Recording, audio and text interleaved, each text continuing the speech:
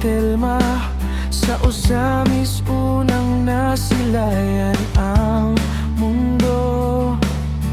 Kasama ang dalawang tita at isang tito, Tita Lien, Tita Rose at Tito Dodong, gabay sa puso.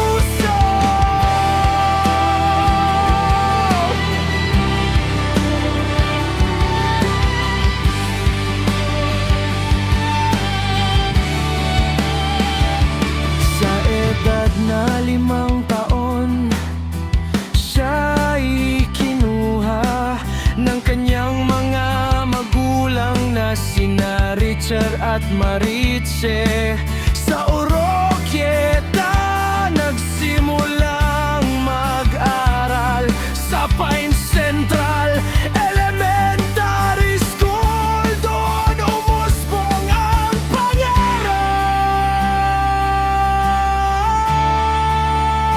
Siya ang patunay ng pangarap ay totoo. Sa bawat hakbang, lakas ng loob ang baon niya. Sa gitna ng hamon, hindi sumuko ang puso. At sa dilim ng daan, siya ang naging liwanag na kusa.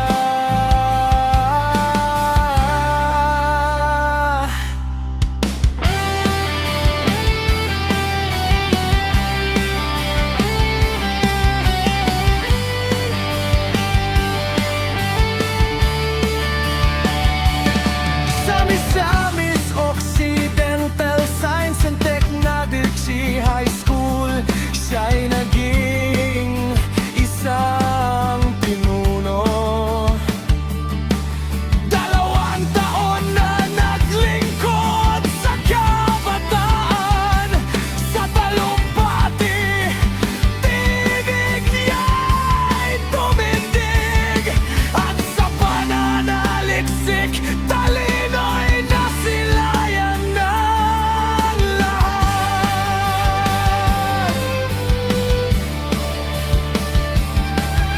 Mahusay siyang umawit at sumayaw.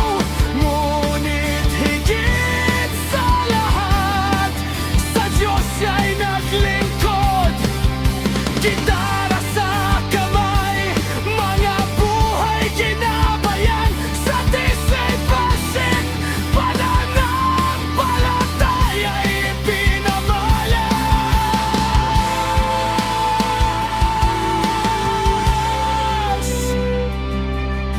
Pinagsabay niya ang pangarap at pagod. Habang nag-aaral, trabaho'y kanyang hinarap. Bilang assistant photographer sa Lens and Pixel, isang